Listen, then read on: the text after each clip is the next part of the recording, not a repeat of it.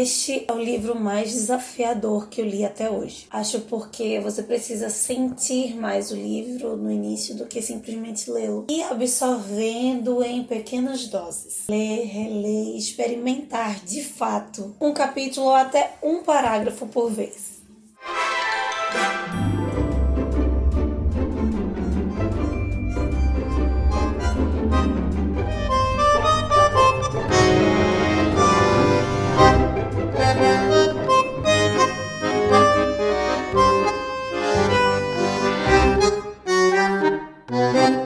O que temos para hoje, Sanches e Dulcineias? Eu sou a Larissa Bertolino, você está no canal Uma Garota Quixotesca, onde nós tratamos de literatura, sempre partindo de temáticas, pressupostos, ideias que saiam do nosso queridíssimo Don Quixote de la Mancha. E especificamente você se encontra no primeiro episódio da nossa jornada de leitura conjunta Rayuela. De outubro a dezembro de 2023 nós estaremos lendo juntos O Jogo da Amarelinha, do Julio Cortázar. Fazer o roteiro do primeiro episódio, eu me lembrei que eu simplesmente esqueci de dizer quais capítulos nós leríamos esta semana, já que nós não vamos seguir a sequência cronológica, e sim a sugestão do Cortázar, que pula de um capítulo para outro. Quem prestou atenção nisso para ler os 15 primeiros capítulos conseguiu ler. Quem me acompanha no Instagram lá, @umagarota_quixotesca, me viu acrescentar 5 capítulos à leitura, porque nesse primeiro episódio, nessa primeira parte, nós iríamos ler 20, não 15 capítulos. Por isso que é muito importante você que está acompanhando a jornada ou quer acompanhar as leituras por aqui, não esquecer de nos seguir no @umagarota_quixotesca lá no Instagram. Então, recapitulando, nessa semana agora a gente volta ao normal. Vamos ler 15 capítulos e os capítulos a serem lidos estão aqui embaixo na descrição. Não foi de brincadeira quando Cortázar disse que esse texto era experimental. A premissa da história, do enredo de Rayuela, é a história de um intelectual argentino chamado Horácio Oliveira, que vive em Paris, mas isso é só um rodapé mesmo, porque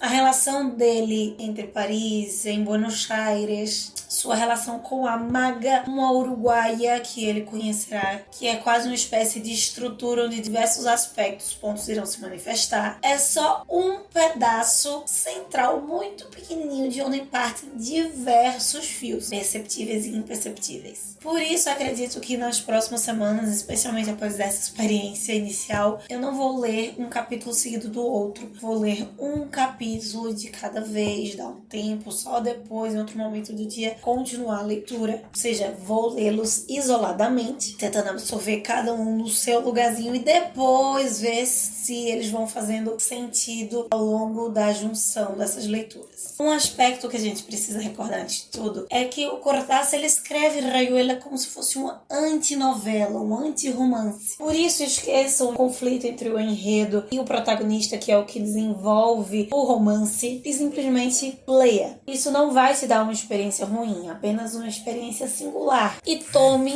notas. Eu, inclusive, falei para você aqui no vídeo de introdução que eu não estarei com simplesmente fichário ou caderno, mas colocando cada capítulo em uma ficha mesmo, para depois alterar as ordens e ir repensando e revendo essas anotações mais soltas mesmo, mais isoladas. Por isso, no vídeo de hoje eu vou te apresentar comentários soltos mesmo sobre as minhas impressões nesses 20 capítulos iniciais. Muitos deles estão ali na casa dos 70, dos capítulos 80, aparentemente juntos, né? Os 10 primeiros capítulos de ordem cronológica mesmo. Nós tivemos contato nessa semana. Me ajudou, pelo menos, a entender um pouquinho mais da cabeça do Horácio. Especialmente como essas memórias vão e voltam. Não é só porque estão partidos. Ele realmente tem uma sequência diferente no tempo, de como ele organiza as memórias. Mas, se eu posso destacar uma coisa na leitura dessa semana como ponto central, é a relação da metaliteratura com a psicanálise, que é tão cara ao modernismo. Porque ali vamos encontrar prováveis respostas para questões que o Horácio apresenta, que ele sofre, e às vezes até bem claras mesmo, como quando ele diz: não será outra vez na literatura? A resposta, a provocação, o cerne não estaria exatamente nessa arte? Ou nuestra verdad posible tiene que ser mención. todas as alturas deste mundo. A literatura, a arquitetura, a pintura, a escultura, todas as estruturas artísticas, as estruturas de conhecimento, a forma de expressão do homem, como sendo o conjunto que possibilitaria levar o homem à verdade. Outra relação fortíssima no modernismo, a arte pela arte. Das frases que eu queria selecionar aqui para a arte, tem uma específica que ele dedica para a maga, pensando na relação que ele tem com a maga, mas que tem esse aspecto ambíguo, que pode ser a sua própria relação com a arte, com a literatura, que vai ser repetida, já deu para entender que vai ser bem repetitivo no texto, comparação do relacionamento dele com a maga, do relacionamento dele com a literatura. Andávamos sem buscar-nos, pero sabiendo que andávamos por encontrarnos. Tanto se encontrar com a arte, com a possibilidade que a arte nos dá, bem existencialista, aqui virada do século XIX para o XX, de nos encontrarmos, de nos depararmos com nós mesmos. E nessas andanças nós já temos o primeiro comparativo com o Ulisses do James Joyce. O Horácio me lembrou muito essa semana o Leopold Bloom, nessa sinestesia na relação da arte com as andanças pela cidade, o contraste entre a intimidade profunda que ele tem com a maga, com a arte consigo, ao mesmo tempo chocando com o distanciamento que ele tem com essa mulher, essa cidade muitas vezes estranha que ele tem dele mesmo. Por isso que ele repete algumas vezes algo como uma luta contra a alienação de si. E até nesse aspecto de sinestesia tão caro ao modernismo, coisas tão fortes também dessa Belle Époque, como o café, o disco, ou seja, a música, as bebidas, o ambiente de tertúlia como uma espécie de distração de si mesmo, de até usar a arte ou tudo que essa cosmópolis tem a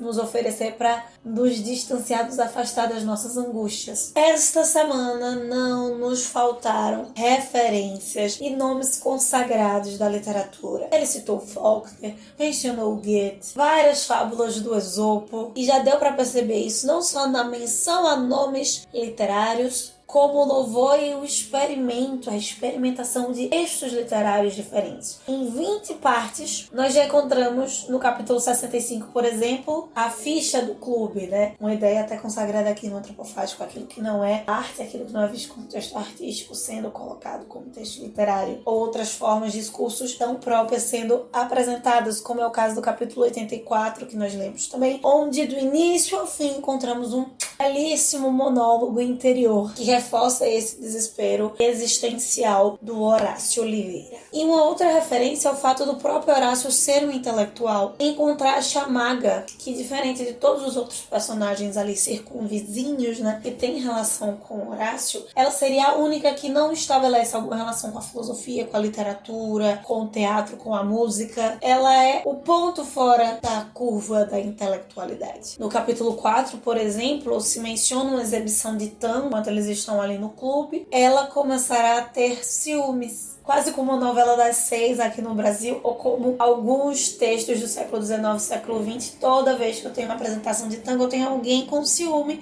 Nesse caso será a maga, mas não é qualquer ciúme. A maga, ela tem ciúme do Horácio com uma outra mulher, se você perceber, a Etienne, não porque ela parece ser mais bonita, porque ela parece ser mais interessante, ou porque romanticamente ela pode ser uma invasora ali no espaço entre ela e o Horácio. Porque a Etienne passa horas a fio conversando com o Horácio sobre literatura, sobre filosofia. É uma espécie de ciúme de uma relação intelectual mesmo, que a maga entende que jamais poderia estabelecer com o Horácio. Tanto que no outro momento o narrador menciona a maga é uma figura que pede medo, ignorância, deslumbramento, exatamente por não estar inserida nesse contexto. Ela se deslumbra com tudo é lindo, tudo é belo, por ela não entender, mas também tudo é uma ameaça. Talvez por isso que ela se refugie em passar horas a fio falando do filho que ela teve com o tal de Francisco, e que esse, no caso, é o ponto, é o pivô dos ciúmes do Horácio, porque simbolizaria da mesma maneira oposta a relação do ciúme maga, um aspecto da vida dela que ele não se sente capaz também de oferecer ou de estar vivenciando. E por se repetir tantas vezes o nome dessa criança, acredito que essa relação de ciúme será recorrente. Moreliana, uma personagem que me chamou muito a atenção nessas primeiras leituras. Uma autora, né, uma personagem ficcionada ali, porque o Horácio é encantado. Novamente, uma outra mulher trazendo esse encantamento pela intelectualidade, pela arte, pela literatura para o Horácio. Só que mais do que isso, a Etienne ela estaria mais como uma igual para o Horácio, enquanto que a Moreliana está acima dele. Ela é um objeto de desejo, né? É a representação da busca do Horácio pelo significado da sua própria existência. Em um dos capítulos no qual se menciona a Moreliana, apareceu uma palavra que me chamou a atenção,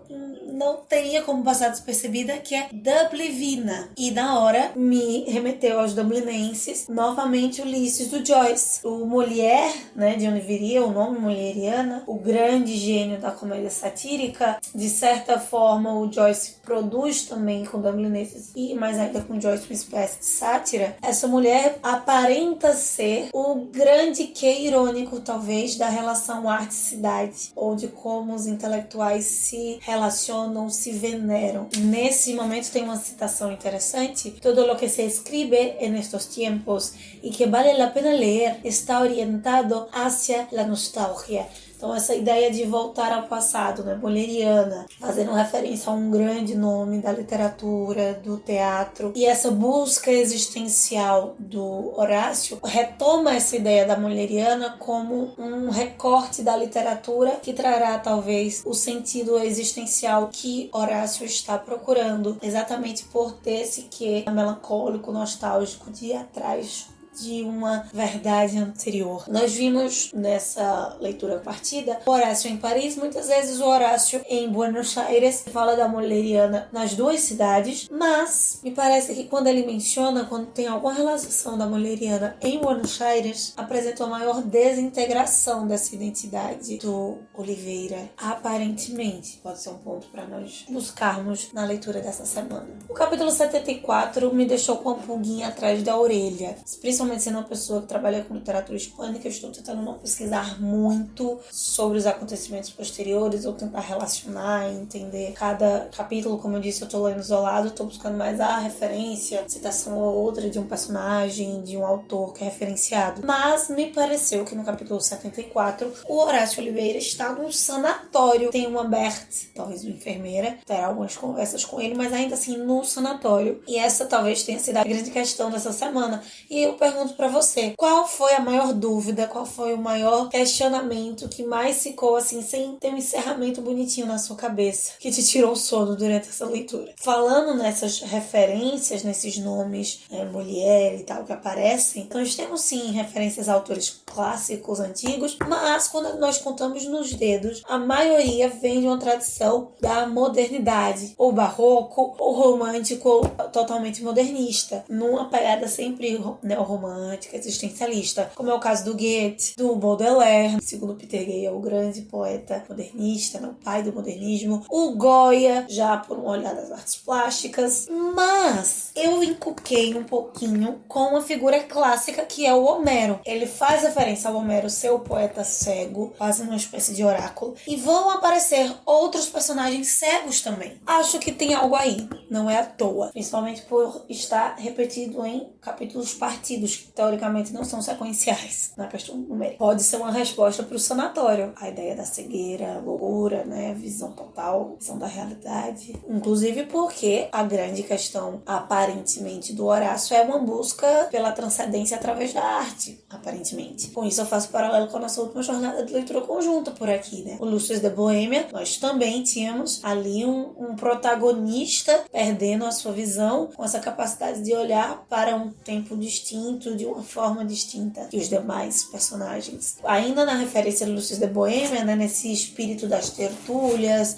dos grupos boêmios de poetas, temos o Clube da Serpente, em Rayuela. Esse grupo de intelectuais que também tem um membro que é cego. E eles vão debater, inclusive, a questão da visão e da realidade. Não é só reflexão. O Horácio, ele reflete sobre isso, mas ele conversa também sobre isso no encontro ali do Clube da Serpente. Mais um ponto pra gente marcar aqui na ficha. Fica atento nas próximas leituras. E pra finalizar, uma personagem que eu sinceramente não estava esperando, por toda a relação da maga, me pegou totalmente de surpresa. No último capítulo, provavelmente o 10, o 65, quando ele está em Buenos Aires e fala de uma tal de Pola, que seria a ex-mulher do Horácio. Além da maga, tem essa outra mulher agora. E só menciona isso e pronto. E não é só porque nós temos todas as informações anteriores e vão sendo entregues partidas que fazem, que dão um aspecto complexo ao Horácio, que a gente tem que ir juntando os pedaços pra entender. Mas ele de fato é um personagem muito complexo. Lembra, ele é um protagonista, talvez, do texto mais icônico do modernismo latino-americano, hispano-americano, Exame Cerrado de Si Mesmo e Heresia por Princípio ali no Pteguê, heresia aqui na forma da classe.